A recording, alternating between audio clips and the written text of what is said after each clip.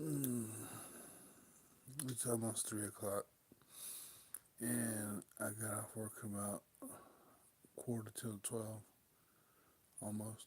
And well, that's what time I actually clocked out, quarter to 12. And I was kind of sticking around, helping out with the setup for the next person. But anyway, I'm bushed. And my feet are killing me. But we had to stand, you got to stand up for like the whole time you're there, and you get 2 minute, 2 2 minute breaks, 1 30 minute lunch, and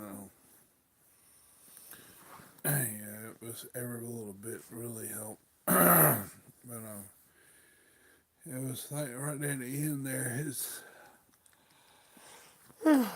Lord, please help me. I was seriously praying, Lord, help me, God, help me, because that last close to the couple hours before getting off, my back was kind of bothering my lower back, and my feet were about to mess with me pretty. They were messing with me pretty, but it was like working at AutoZone when I worked there. Whenever my feet were bothering me, but it was a little bit more than that. You know, it felt like I only worked at AutoZone between 5 or 6 hours or something like that, and here it's like 8 hours, but. Uh, two breaks and a lunch, so you get to sit down, and chill out, for a little while. But anyway, when I first started doing the job, I had no idea. I was clueless. But then when it was explained to me and everything, the guy showed me what to do, trained me, and I was like, oh, this is easy. So what they do is just like they had this little part of the spark plug with is it doesn't have the thread on it just yet. It's got like the part you put your wrench on, or you screw them in to your engine. So what they do is we go to what you call shopping. You go shop for you can get the parts, the incomplete parts, and you take them. Some are small and some are a little bit longer. Depends on what type of the spark plug is. Some like a 74, 78, 70 or 94, 70 spark plug. And I remember these numbers when I worked at AutoZone. So what you do is you get some of that are small, some of them are large, some of them are small. And you take them one goes to one machine and another goes to another one. Then you got some that are sorted, and what happens is there's this thing that welds. You put them in there. You got to pour them in like this little conveyor belt thing, and it zips them up in there and puts it in the machine. And they weld these little things on them that stand straight up, which curves down like that. And then you got your electrode underneath that. So what happens is, once that happens, it goes to another part of the machine, and that machine puts a masking on top of that thing that stands straight up that will eventually bend down where you get the gap from, between your spark plug and the thing and you gap. And so, but the gap's already preset, so you don't have to worry about setting them. And so what happens after that is that thing is what's called masking. Masking goes on the little thing, whatever it is, and so because whenever they go to platinum plate it, that part of it won't get that. So um, yeah, that's when I put the masking on there. And other parts, the sorted parts, you have to put them through another machine, and they put masking on there afterwards. So what I had to do is I had to know which ones were small, the small short ones, which were the longer ones. And what happened is you put them in, they put them through the machine, then they put them in like a little bucket and it drops thing, a little tote and drops in there. And what you do is you take that tote and you put them in the bin and you put them in a washer. Okay, so what you do is that every bucket or every basket that these parts go in has a number, and that number you write down to a corresponding paper that will go with the tote.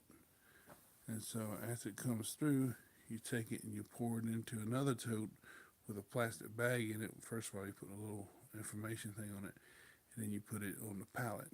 So you do that with short ones, you do that with longer ones, you do it with assorted ones. But sometimes the machine might run, kind of go down, and you might, instead of having like 3 types, you might have just like 1 or 2 for a little while because the machine messes up. So eventually, put them in the totes and everything like that, and you face the labels out so know what they're getting. And on my case, what I did was I had to go retrieve some totes when I ran out. I had to go do some shopping to get more of them, to put what it is. They put the thread on it also. So they put the thread on it. They put the little thing that stands up, which eventually does that on your spark plug, and to put masking on it so it won't get copper plated or plated or whatever it was. So it's a pretty cool process, really, to tell you the truth. Then after that, they go to another place and they put the insulator on, and a little tip part that goes down into your engine. It's pretty cool, actually. Real cool process.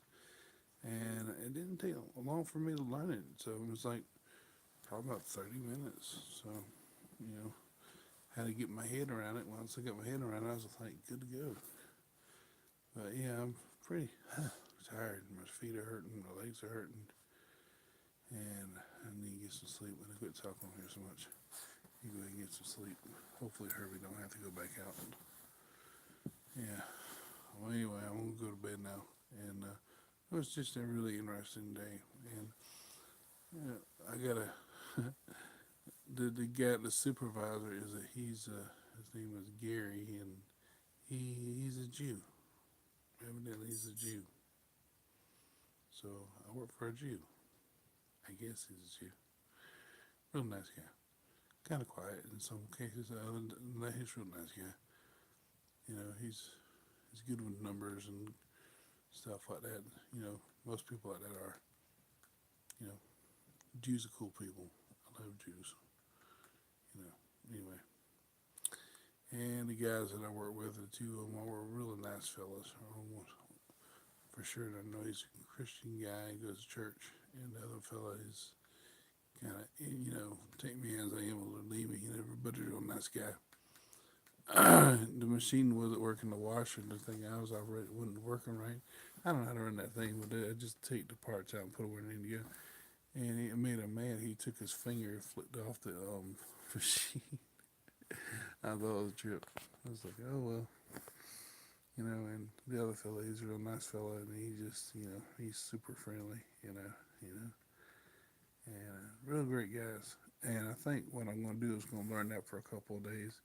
Then I'm probably going to be moved to something else and do something else. And I don't know what exactly. And right now, it's like I got to work the weekend too, so it'll be quite a bit of money. Yeah. And got to work the weekend plus the week. I don't know about next weekend though. Hopefully I have a couple of days off. Wow. I've been praying for it, man. And that's what I've been doing, man. Just been praying the Lord to help me through it. Oh my gosh, because my back was killing me there for a while. And my feet rather. And so I've just been praying, Lord help, Lord help. And he did, he helped me. He did help me. So give him all honor and glory and praise for it. And he definitely was helping me and helping me endure, because if it wasn't for him, I couldn't do it. So anyway, I just want to bring that up. And like I said in the title, it's a good tired. It's good to be this tired. And I haven't been this way in a while, but I just kind of wish the achiness in my feet would go away and just be tired and go to sleep and recover and do it again tomorrow. The next day, the next day, the next day, the next day, the next day, the next day, the next day, and hopefully it's Saturday and Sunday off next week.